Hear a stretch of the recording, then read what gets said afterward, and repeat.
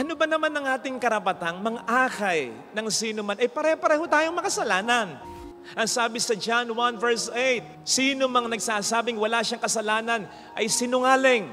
Kung lahat tayo nasa ibaba, maghahatak-hatakan na lang tayo. Kinakailangan may mag-step up, kinakailangan may umangat upang mahatak natin ang iba.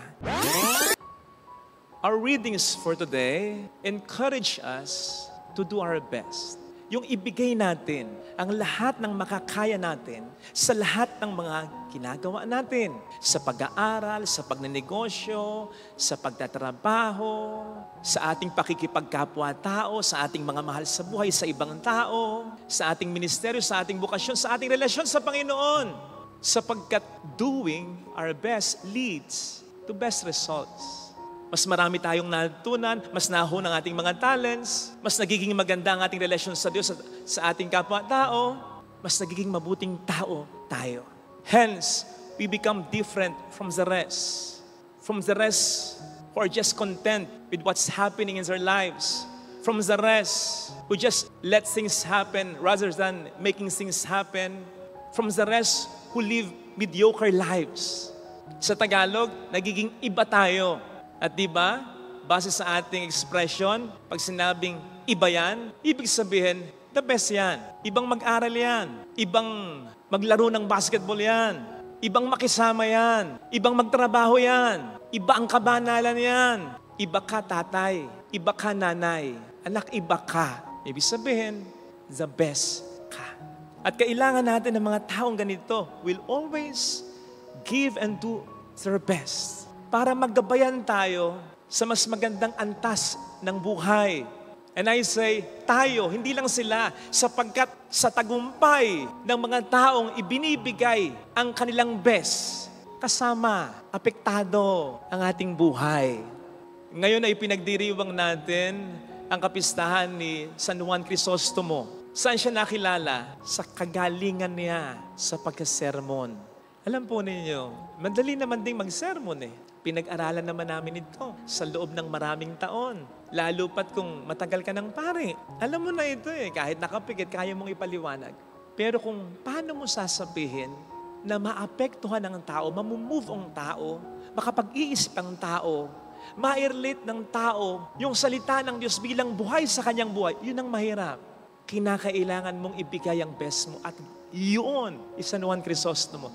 Kaya dahil sa kanyang mga pangangaral, ang daming taong nagbalik loob sa Diyos. Sa kanyang pagbibigay ng kanyang best, nadamay ang tao, tumaas ang antas ng buhay ng tao. O di ba? Itong nakaraan lang, tumaas ang antas ng Pilipinas sa world stage dahil sa mga atleta natin sa Olympics who gave their all, who gave their best. Hindi lamang minsang napuri ang mga Filipino nurses abroad as best in caring for the sick. Kung paanong kapag best ang ating relasyon sa Diyos, kapag meron kang best dad, best mom, best child, best friend, o hindi ba?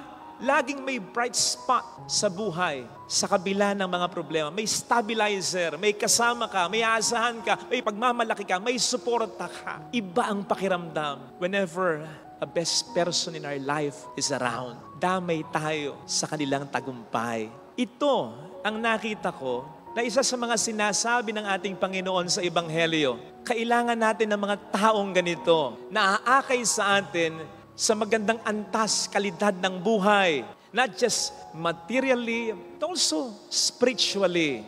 Kasi ang sabi niya dito sa atin, huwag tayong maging mga bulag na taga-akay. Kaya dapat, someone will give his or her best, will dare to become different from the rest. Yung magiging iba. Kasi sa totoo lang, ano ba naman ang ating karapatang mang-akay ng sino man? Pare-pareho tayong makasalanan. Pare-pareho tayong may puwing sa ating mga mata. Ang sabi sa John 1 verse 8, sino mang nagsasabing wala siyang kasalanan ay sinungaling. Wala sa kanyang katotohanan. Because the truth is, all of us have sinned and have fallen short of the glory of God. Romans 3:23. Pero hindi ibig sabihin, wala na dapat among us ang maging taga-akay.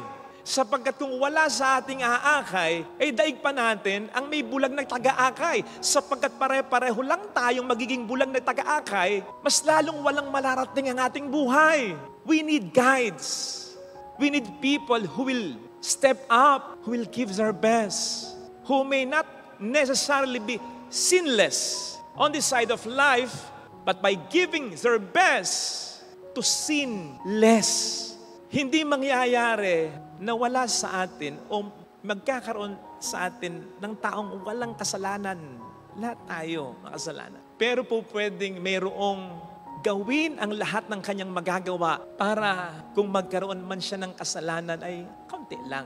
Yun yung nakita ko na ini-insinuate ng Panginoon sa ating Ebanghelyo. Kung magkaroon man tayo ng puwing, wag namang kahilan, wag namang katroso. Magkakaroon tayo ng kasalanan, wag naman yung sobrang laki, sobrang lala, sobrang dami, tapos paninindigan pa natin, dala ng yabang natin. Pag ganyan, wala ka talaga makikita. Hindi ka na talaga magiging mabuting taga-akay ng sinuman. Mabubulag ka na. Pero kung magsisikap tayo sa tulong ng Diyos, na puwing lang, liit lang, maliit na puwing, nakakakita ka pa rin, makakapagbigay, direksyon ka pa rin, makakapag-akay ka pa rin. Of course, hindi ko sinasabing ang maliit na kasalanan ay okay lang. Ang sinasabi ko, mas po pwede tayong gumabay ng sinuman kapag maliit lang, konting-konti lang ang ating kasalanan.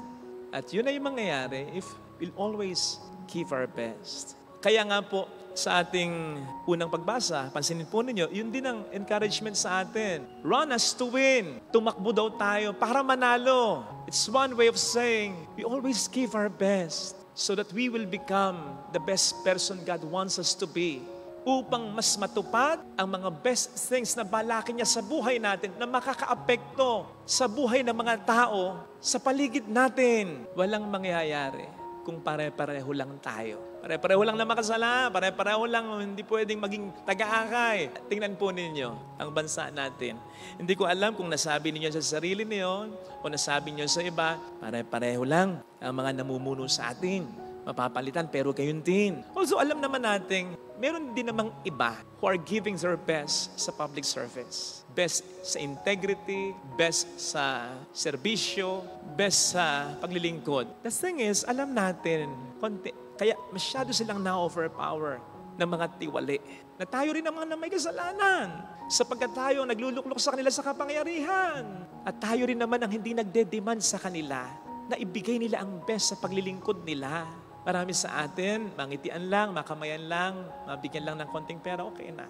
Kaya nakontento na lang tayo, na ganito na lang tayo. Hindi natin alam ang best na deserve natin, na gusto sa ating ibigay ng Diyos. Kaya lang we are not striving for it. We are not striving for what is best, for what is excellent. Gayun din sa pamilya natin. Walang mangyayari kung pare-parehong hindi magbibigay, kung pare-parehong mayabang, kung pare-parehong walang pangarap sa buhay, kung pare-parehong galit ang paiiralin, kung pare-parehong nagsisiraan, kung pareho kayong mag-asawa na walang trabaho, kung pareho kayong mag-asawa na walang pangarap para sa mga anak ninyo, kung pareho kayong mag-asawang nagloko, kung pare-pareho kayong magkakapatid na hindi magtatapos ng pag-aaral, kung pare-pareho kayong magkakapatid na hindi susuporta sa magulang, kung pare-pareho kayong mga magkakapatid na mag-aaway-away dahil sa mana, kung pare-pareho kayong mga magkakaibigan na puro good time, walang direksyon sa buhay, at hindi magbabawalan sa kasamaan, kundi magkukonsintihan. O hindi ba, tingnan po ninyo yung mga na-aksidente.